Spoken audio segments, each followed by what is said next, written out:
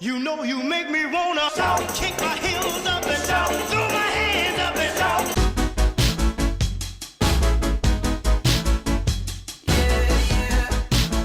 You'll be married in a year in the summer.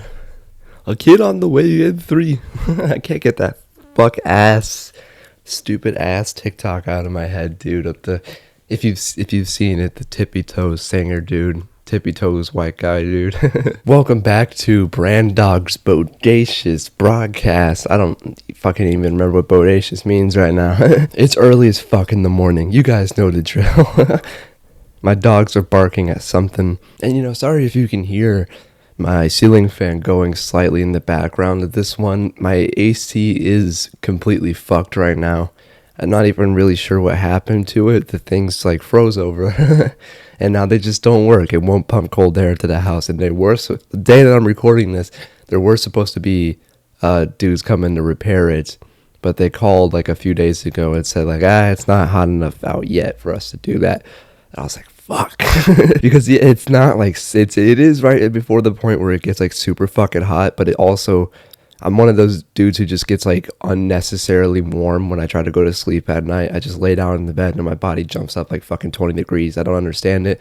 It's been a curse. It's my cross to bear. But that doesn't matter today. That's the point. I feel like these intros go on for too long and I don't actually end up talking about the topic of the episode until 5 minutes in. But if you saw the title, which yeah, of course you did.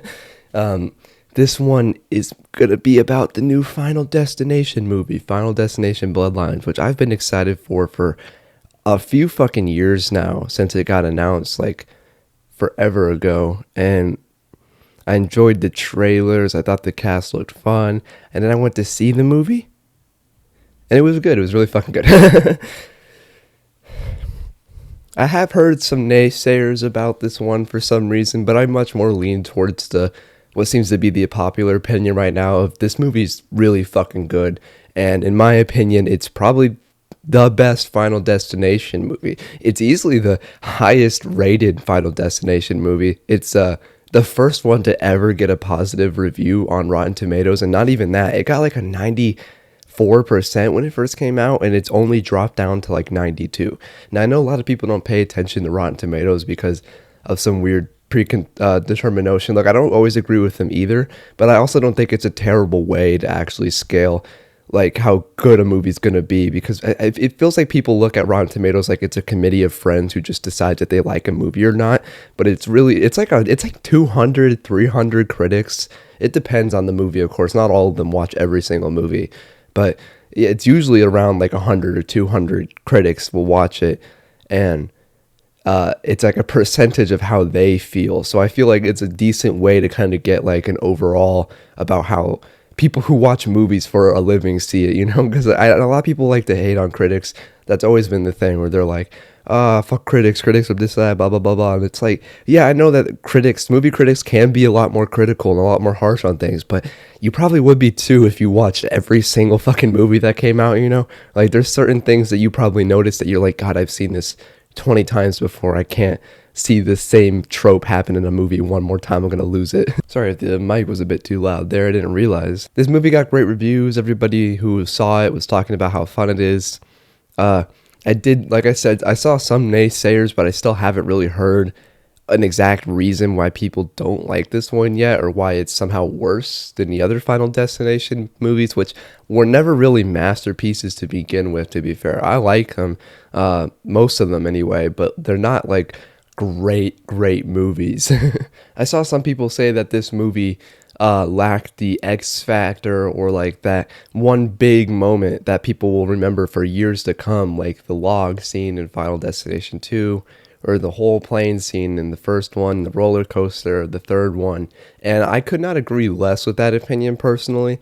I have a good feeling that I'm still going to be talking about that MRI scene, or that opening scene, well into the future, especially that MRI scene. That might be one of my favorite kills I've seen in a horror movie, honestly. That was so creative and interesting, and it happens to a character who you really come to like, even though at first the character seems like the biggest douchebag, you really come to like this character, and they're probably the funniest out of all of them. So you don't want to see that happen to that person. I guess I'll put another. I probably put a spoiler at the beginning or implied that there was going to be one, but I'll put another big one here just in case, because I don't really feel like I want to restrict myself to just like vaguely talking about these things. I want to just talk about the movie. Eric, who I was just talking about, is a great character. He's easily my favorite. I really like the actor Richard Harmon or whatever. It's Hammond or is it Harmon? I think it's Harmon. From any of the things I've seen him in the past, anyway, he's not like a huge actor from what I can gather, but this movie seems like it's getting a lot of attention on him, which is cool because I thought he was funny as fuck in this movie. I thought he was super likable. He fit into the character so well. And they did do a lot with this character too, because he kind of just seems like the typical douchey, like, I don't even know what you would want to call him, like grunge almost. He's not like an emo, that's for sure. He just has darker hair that's dyed and he wears piercings. He's more of like a grunge type of guy, it feels like. And at first he seems like kind of a douche, but as you get to know him and you learn about how much he cares about his family and specifically his brother, and you get to see more of his sense of humor, he becomes a very charming character, in easily my favorite that's ever been in a Final Destination movie, without a doubt. Another character I really liked, even though we didn't get to meet as much of him as I would have wanted to, was Bobby. Owen Joyner, who I actually recognized from like some of those fucking Nickelodeon things back in the day. Not really any of the ones that I would have watched though, because they were like past my time. I was already a teenager when he was acting on Nickelodeon. Like, this dude's only fucking 3 years older than me, you know? Like, he was a teenager acting in these kids shows, and I was just a normal teenager, and he did pretty good despite having like a more simple, like, child acting kind of background. I'd say he did pretty good in this movie. He was really likable. He was funny in the funny lines that he did deliver, like that. Paraphrasing here, of course, because I don't remember exactly what he said, but I liked it a lot, where he was like, "I'm not staying in this house. There's 1,000 ways you could die in the house. You could fall down the stairs. You could trip and fall down a toilet." Like, that dude was a lot of fun. His nervousness was very understandable, but also extremely funny to watch, as he knew he was like next on death's list or whatever.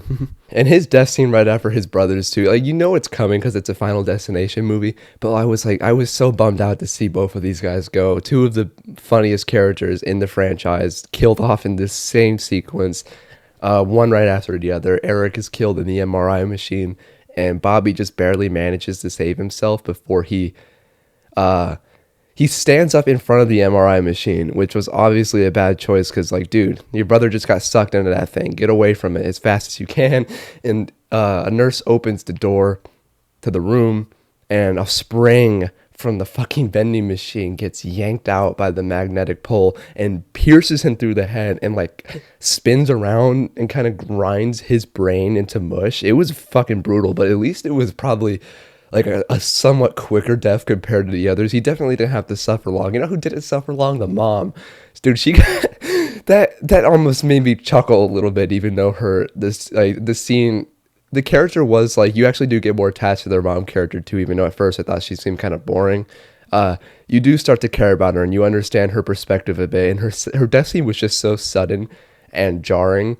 Like, you kind of see it coming, but at the same time, you're like, no, they wouldn't do that to this character that they've spent this much time on. And oh yeah, they would just kill her that on just suddenly and brutally in like a almost comedic fashion, because that's just how it is in these movies. It's just, death is so unpredictable and ruthless. I remember when they first announced it, they were like really pushing the idea that this one was going to be something different, because people were obviously excited that a new Final Destination movie was coming out finally after like 14, 15 years, but a lot of people also had their reasonable doubts, where they were kind of like, does it need to happen? Is it just going to be the same exact movie we've already seen 5 times before?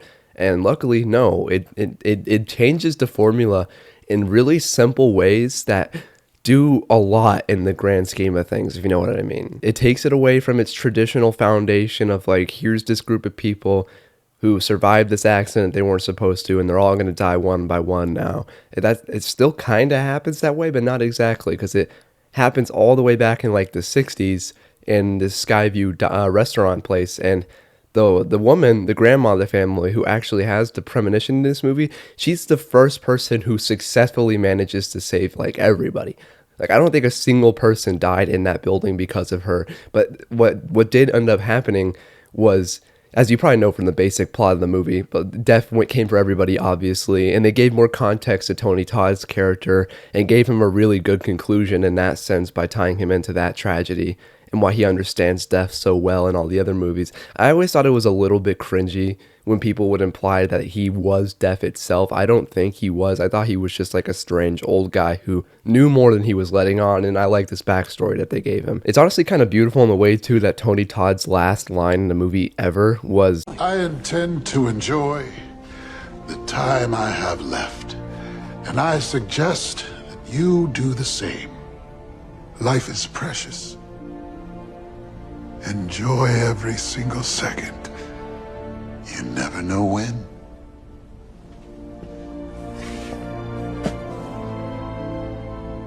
Good luck.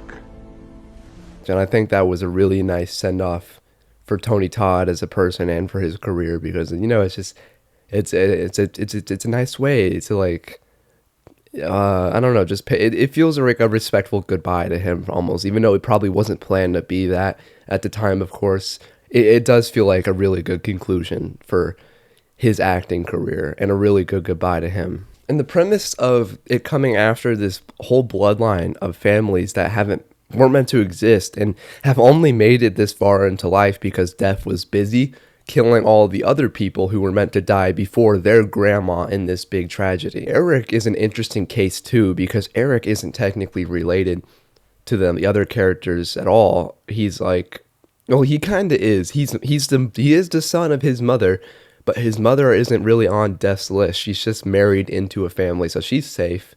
And his dad is some random fucking asshole who he clearly doesn't like, and they don't really mention much of who the fuck he even is.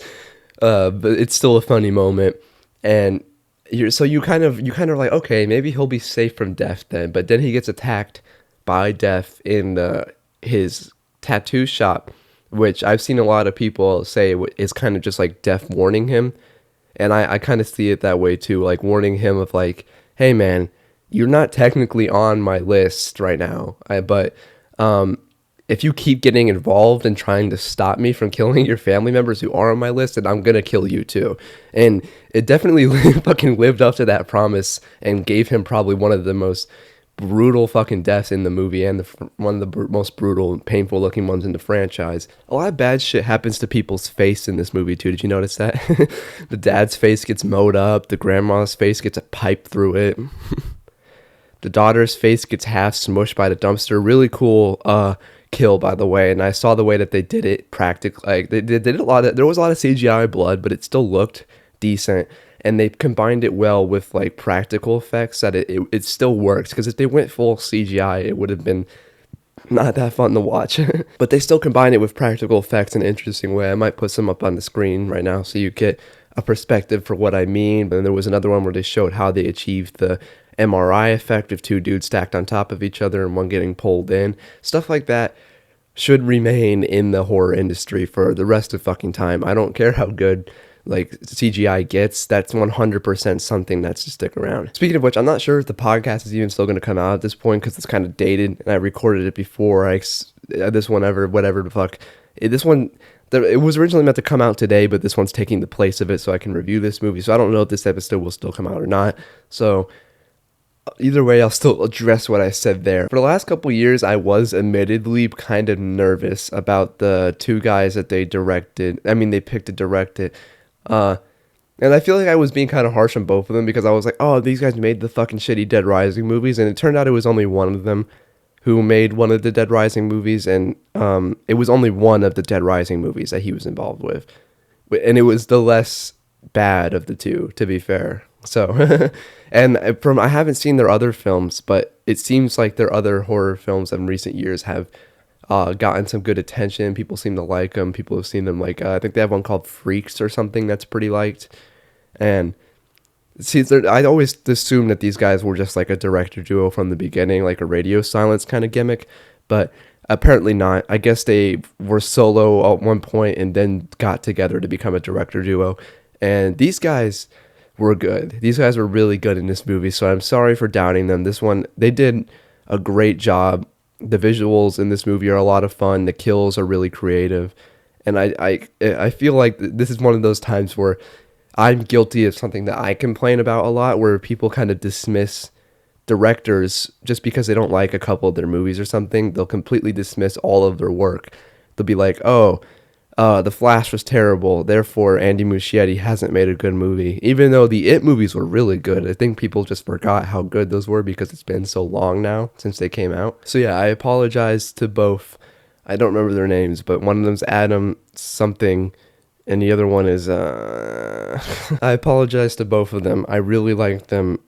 I really like their directing style in this movie, and the visuals were a lot of fun, and I think they did a good job. I feel like they did a good job, and from what I can see from the behind the scenes footage, it seems like these guys harbored a really welcoming and just fun set to be on, which is exactly what I think more film directors should aim to do. I feel like your final product usually turns out a bit better, even if the movie wasn't going to be that good anyway. It's more enjoyable of a watch when you can tell that the people making the movie were just having the time of their life making it. The actors were having fun being in it and getting killed in it, because who wouldn't want to die brutally in a Final Destination movie? And not in it, just acted. I don't actually want that shit to happen to me. I have a horrible accident while I'm recording this. I'm gonna swallow this entire microphone. Yeah, it was just a lot of fun, and that whole emotional element, the emotional maturity, I guess, of the plot and the depth of the characters is something that I've always wanted from this franchise. I remember going to see The Monkey earlier this year, and I still love The Monkey, by the way. I thought that movie was a blast. And I was like, okay, this is a silly, dumb little fun time, and it's a violent Final Destination like comedy, and I in the moment I was like, this is what Final Destination always should have been to me, because I always did want Final Destination to be a little more funny when I was younger, because so much of what happens in those movies is fucking plain ridiculous, just complete nonsense. And when I was younger, I was like, these movies would benefit a lot more if they didn't take themselves so fucking seriously. But like this movie doesn't really do that exactly. It does have this nice middle ground though, where it is really funny in the way that like the characters are funny and the things that they say and the things that they do. But the joke is never really like on death itself. That always remains the very serious factor in this movie. The rest of the humor mainly comes from the dialogue and just like their reaction to the situation that they found themselves in. But because the kills, on the other hand, besides like one where that little shit fucking kid, got crushed by that piano, and that was fucking hilarious. I actually laughed out loud in the theater when that happened, and I think I was the only person who laughed at that. And it was loud too. But yeah, a lot of the deaths, even though they are over the top and crazy, it happens to someone who you've grown to like, so it's not necessarily something you're like, when it happens, you're not like, hell yeah, that kid just got a fucking screw through his head or whatever the fuck. A spring. You kind of watch it and you go like, oh shit, dude, that guy was a really good dude and he did deserve that. That was a really horrible way to go out. And that's kind of this nice element that the movie gives you. I saw this review on Letterboxd. I don't remember the user's name. I'm sorry about that, but I saw it because they liked my review as well. And I checked out theirs and I agreed completely with a lot of their opinions, but mainly with how they sum that up, where it's like it still has the same Final Destination fun heights and stuff, and these kills are super creative and fun and cool, but at the same time you're not necessarily having fun watching it happen, because the characters are so likable that you're like, when it happens to them, you're like, oh no, instead of fucking 15 years ago when you would have been like, haha, fuck you, dude, fuck that racist guy getting dragged across the ground and lit on fire and shit. But yeah, overall, I guess that's all I mainly had to say about like the reviewing it wise. Dope ass movie. Fucking, I give it like I'm a little crazy. I'm gonna give it a 9 out of 10. It is almost like a perfect horror movie to me, because the characters just work. The plot is interesting. The deaths are cool. I think the only thing that holds it back a little bit from being a perfect score for me is the ending, because I've complained about this before, but I I don't understand why every single Final Destination movie needs to have a shitty ending. The only one that doesn't really is 2. The first one, I mean, the first one has a good ending because when you first see that ending, it's so iconic and it doesn't fucking kill all of our characters that you love. It only takes out one of them. And it's a really cool, well done scene where he's like, so who's next? And then the sign comes down behind him and then the movie just ends. Really cool. And I really like the ending of Final Destination 2 because the characters get to live. The main characters that you've become somewhat attached to, they get to survive. And the ending is still this like sudden, brutal, kind of funny thing where the kid gets blown up. I like that. That was pretty good. I hated the ending of Final Destination 3 as a kid that was the first one I ever saw, and I still hate that ending. I just don't think that the characters needed to fucking be brutalized like that. And then most of them have tended to kind of end that way since Final Destination 3, where it's just like a brutal, everybody dies in the end kind of thing. And at this point, I feel like that's almost a gimmick that you just expect to happen. It doesn't shock you at all. It doesn't like freak you out. You're not really like, what the hell just happened? Like when the movie kept going and and they got to that fucking place to pick up that girl for prom, and the doctor started saying, before the doctor said all that shit about her not being resuscitated, I already knew that it was going to be one of those Final Destination endings. So I think everybody knew that. The shock value is just completely devoid in a lot of the endings, and they still, for some reason, feel like they need to end every single one of these movies the same way.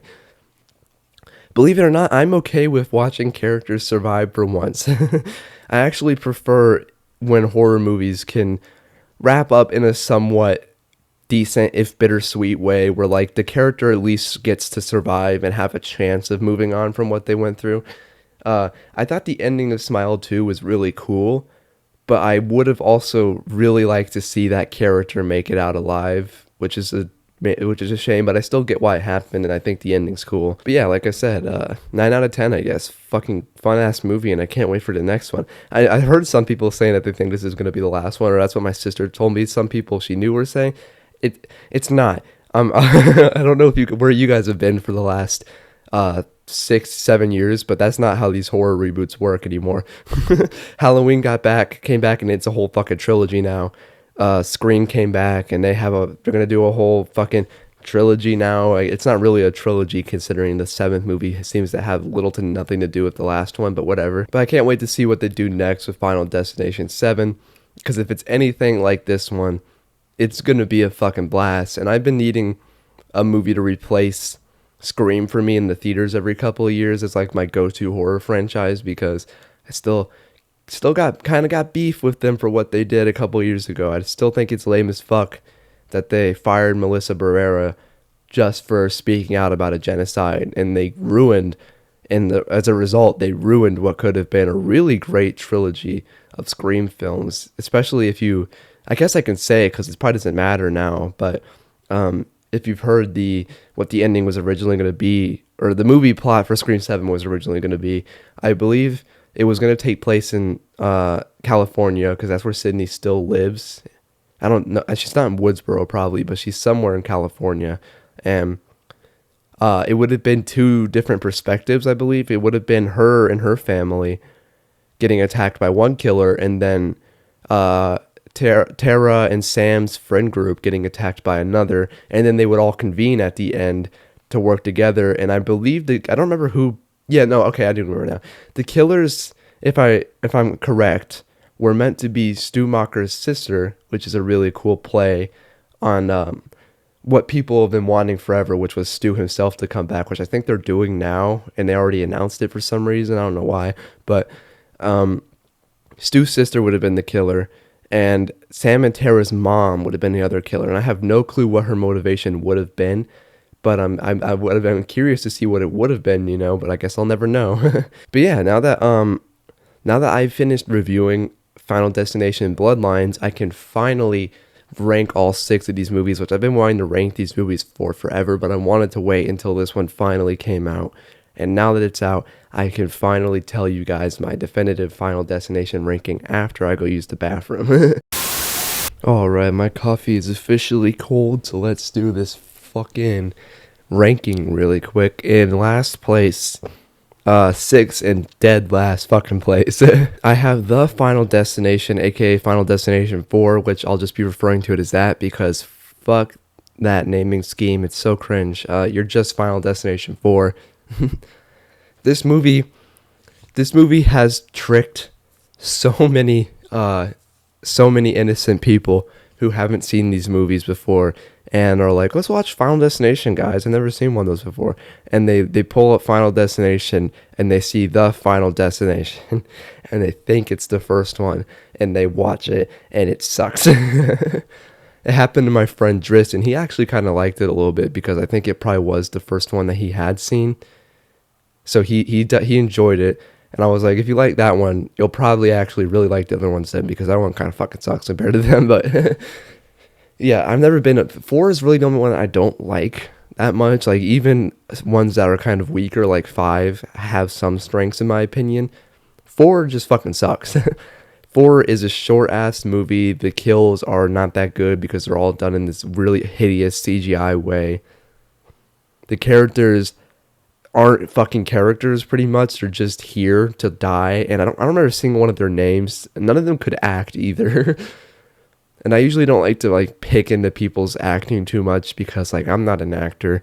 You know, I'm not like a fucking professional about what is good acting and what isn't good acting. I feel like people also contribute bad dialogue to bad acting sometimes because like sometimes people can be good actors. It's just the dialogue that they're delivering and the movie they're acting in is written so poorly that there's no fucking saving it. There's no way they can make what they're saying sound real or convincing because it isn't real or convincing. But in this case, I think it's a bit of both, obviously, because this script does suck and there's not much that they give these people at all, but also some of these motherfuckers just can't act. The main character has no emotion for the entire movie. Anytime anything happens, he just looks like this. It's so bad. And like I said, the deaths are forgettable. They have that one racist character in the movie just as an excuse for them to like write racist shit for him for shock value. So you could be like, oh, he just said the N-word. He just called that guy chocolate. Like, it's so fucking stupid. You're not Django, you know, you don't have some kind of grand message about racism. You just wanted to put in a racist character because see, that movie fucking blows. I'd probably give it like a 2 out of 10 because at least it has the opening is a cool idea and it has some decent kills, but yeah, for the most part, that movie just fucking sucks. It's so boring, so forgettable. I never rewatched that one. Coming in 5th place is, ironically, Final Destination 5. This is one of those ones, it's not great either, but I see it as leagues better than the 4th one.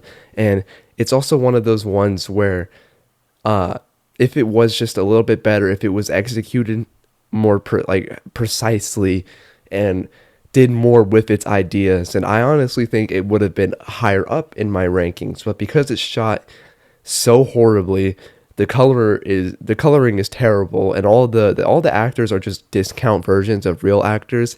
You have discount Dave Franco, discount Megan Fox, like it's fucking bad. And then the main character is just a guy from The Office, the receptionist who was fucking Jan or whatever. But the reason I think that this one could have been good was because, I mean, the deaths are pretty good, even though they are held back a bit by this shitty CGI, because it's still one of the 2 Final Destination movies where they relied like almost entirely on computer effects or whatever, and it just is not nearly as interesting to look at as like a fucking real practical done thing, you know. Like I said, I don't have any problem with CGI blood being used sometimes if the CGI blood is meant to enhance something that's already good, like the fucking lawnmower kill in the new movie. They showed a behind the scenes of that one too, and I kind of assumed that the blood spray was just all done in post, like a lot of movies are now, but no. They had one of those good old-fashioned fucking fake blood-filled lawnmower things where they just lay the fucking husk of the thing down on the dude's head, and then the sides of it shoot out streams of fake blood. And I'm so glad that stuff like that is still being practiced by big horror productions like this today. And if this movie had more practical effects in it, it would have been better for it. But I also think that this movie's the Dave Franco character, I don't remember his name, but that guy who kind of looks and sounds a little bit like a weird version of Dave Franco, he goes all haywire and he's like, I'm going to kill one of you guys to save myself from death. And So the end of the movie, they're not only avoiding death itself, but they're avoiding this fucking crazy guy trying to kill them with a gun. And I just think it was a really interesting spin on a formula that could have been done a little bit more. They could have done a little bit more with it, I mean, but I'm so glad that it happened at all, because it that one thing kind of gives this movie a lot more. That's like its biggest thing that it has to offer, and I feel like it's really good for that. And the characters in this one, while being kind of forgettable and boring, are not hateable, at least. So, and they're acted okay. It has some recognizable actors in it, like the fucking, I don't remember his fucking name, dude, Packer from The Office. There's a lot of people from The Office in this show. But yeah, it was okay. I give this one like I'd say a 5 out of 10, because I mean, it is Final Destination 5, but 5 has always been like my middle of the ground rating. Like 5 is just like an okay movie, you know? Like, it gave me exactly what I came here for, and that's fine. Coming in fourth place now, this one might be a little bit more controversial, but I have the very first Final Destination movie. I know. People are always like, oh, the original this, the original that, for like every horror franchise. And for a lot of horror franchises, that reigns true. The first Halloween movie's the best. The first Nightmare on Elm Street is arguably the best, even though I kind of like New Nightmare more. And the first Scream is probably the best one, even though I kind of prefer Scream 2 a little bit. I'm starting to realize I just really like sequels, it seems. But the first Final Destination movie is definitely a classic, but I don't look at it in the same light as like something like Scream or another horror film like that, where it's like, it's definitely iconic, but it's not like a masterpiece. The reason that Scream still works so well to this day is because that first movie especially is so well crafted in every sense. The plot is interesting and cool, and the characters are memorable and interesting, and just the way they shot it, the way it looks, the aesthetic. It's one of those movies that was all made at the right time, and it works. It's a great-ass movie. The first Final Destination movie came from that same wave of teenage horror, but I do not see it at all on the same pedestal as like Scream, or even I Know What You Did Last Summer or something like that. I still like this first Final Destination movie quite a bit, but I don't view it as like one of those perfect, sacred originals. It more just feels like the starter ground for better things that would come in the future. Like the first Bad Boys movie is definitely not the best Bad Boys movie. Because they had this first movie that was solid, and it establishes this fun, cool idea and these things that we're going to fucking do, but it's the sequels that build on them and make it more enjoyable. And I feel like that's very much the case with Final Destination. But I still think as a movie, it works really well. The characters are pretty memorable. The plot is really interesting the first time you see it, especially and considering it was meant to be a whole X-Files episode, but they decided that it was so good, it should just be its own movie, which fucking real, honestly. But yeah, this one's a pretty good movie. It's a classic. It's just not my favorite is all, and it's one of the Final Destination movies that I probably rewatched the least out of like the original 3 anyway, because I don't really rewatch 4 and 5 like at all, but I will rewatch the first 3 like every couple years or so. And this one is usually last on that list. And coming in third place already, we have Final Destination 2. Final Destination 2 is one of those sequels that I feel builds on the original in just about every way. It's not like a perfect movie either, but it's one of those movies where it takes the things that happen in the first one and it just ups the scale completely, and it does it better, and it's more memorable and fun. The pacing is better. The characters are also pretty interesting. I'd say they're on like the same level as the first one. And this one more than the first one too really gives you like this sense of like, fuck, I don't want to see some of these people die. Like that mom who gets her head chopped off by the elevator. That shit is tragic. That sucks ass. It is funny as fuck when her kid gets crushed by the pane of glass, so I'm not gonna lie. That was funny as hell. Yeah, this one has some of the best, most iconic kills. The practical effects are just straight up beautiful in this movie, and I've always loved it a lot. I feel like a lot of people attribute their love to the first movie when they mean to attribute it to this one, because I feel like sometimes this is the movie that people are thinking of when they talk about how much of a classic the original is, because they'll even reference things from this movie. that are in this movie that people are like, oh, the Final Destination was such a classic, dude. The first one with the log in the car, and I'm like, that's the second movie. That's the second movie. Yeah, good movie, cool ass kills. It has one of my favorite in the whole franchise too, which is I think his name was like Corey or something. I can't remember the character's name, but the car explodes, as you guys know, and it sends that fence with the barbed wire on it, the fence post flying out towards him, and it hits him and it slices him into so many fucking pieces. And the way that they achieved that kill was so cool too, with the fucking green screen where they had him wear like green screen pants, and then he just falls over and behind the prop legs. And then for like, oh wait, no, I'm thinking of a different one now too. In the third one, when that guy gets crushed by the sign, they also put him in a green screen thing too, where they put green screen pants on him and they added like a blue spurt that shot out blood, and then they dragged him across the green screen to give it like this more effective look of like he just got hit by this thing and here's his body sliding over, and it turned out really good, I think. Speaking of which, in second place, and what was my favorite Final Destination movie for years before the new one, Final Destination 3 is, like, in my opinion, it has some naysayers, but I don't agree with them at all. In my opinion, this is like, it's not a perfect movie, obviously, but this is like the definitive what a Final Destination should be. I mean, while I prefer the new one, and I think it goes to even greater volumes, I feel like this is just a perfect example of what these kind of movies has to offer. This is a good first one to watch too, because you don't really need that much introduction. It just does it all for you. This is the first one I ever watched as a kid, and it's still my favorite to this day. I think the two lead characters are played really well, and they're both really likable.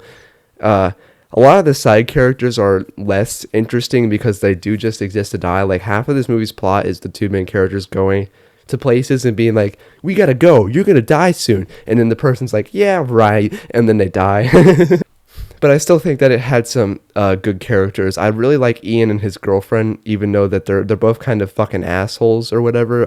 They're like, they're still it's understandable why they're being so just like douchey to these two fucking guys, that this girl and this guy that they barely fucking know at all, just come into their place of work and start saying like, oh, you're gonna get killed by death, we gotta go, you're gonna get killed by death. They probably just thought they were fucking with them. Like, I probably would too. I'd probably be like, what are you fucking talking about, dude? I'm working, can you leave me alone? And Ian's motivation is kind of understandable, because if my hot goth girlfriend got killed brutally by a nail gun to the back of the head, oh, dude, I would be so fucking mad. Like, I get they tried to warn him and he didn't listen, but like, fuck, you just know there's no coming back from something like that. You got to kind of put yourself in his shoes. Like, I'm sure you guys as the viewers can imagine, maybe not exactly what I just said, but like, imagine it was you're him and your partner, whoever they are, is his girlfriend. And imagine seeing your partner get fucking nailed through the head by a nail gun. You'd be pissed too. I'd be so angry. I'd probably just fucking give up. I'd be like, come kill me too, Final Destination ass shit. And he has a really cool death scene too, one of my favorites, because it's so simple. I really just like the ones where people get smushed, clearly. Like, I like the dumpster one, and I like the folding over MRI one. I clearly just like watching people get squished. I just think that's really funny and really fucking gruesome. But yeah, Final Destination 3 is a classic. I give this one, I think I forgot to rate the last few. Fuck, yeah, I did. So let me do that now. Final Destination 1, solid 7. Let's just give it that. I think it's a decent movie. I think it's good. 7 means good. So let's give it that. 7. Final Destination 2 is a 7.5. And then Final Destination 3 is an 8. Sorry that I kind of just like did barely anything, but that's kind of how I see it. I've always seen Final Destination 3 as just a slightly better version of the first one, especially when you consider that James Wong, who did the first movie, came back to direct this one. It feels like the first one was almost a practice round for his real Final Destination, which is this movie, and I really like it. And then in first place, we have Final Destination Bloodlines, obviously, because it's my favorite. I don't agree with any of the opinions that it's not good or it doesn't hold up to the other ones. I've seen a lot of people saying that it's still not as good as the original. I don't agree with that, especially since I just talked about how I don't even see the original as the best to begin with. I honestly feel like that's a little bit of nostalgia bias speaking, and like people just, like I was talking about earlier, giving all the credit to the first movie, because people always assume that the first movie in every franchise is the best one, even though sometimes that's just not the case, and that's fine. I like, I like Final Destination a lot. I had a lot of fun with this new movie, and I can't wait to see the next one. Let me know what your thoughts on the new movie were, and maybe let me know what your rankings down were in the comments below if you made it this far into today's episode. But I think I'm going to get going here soon.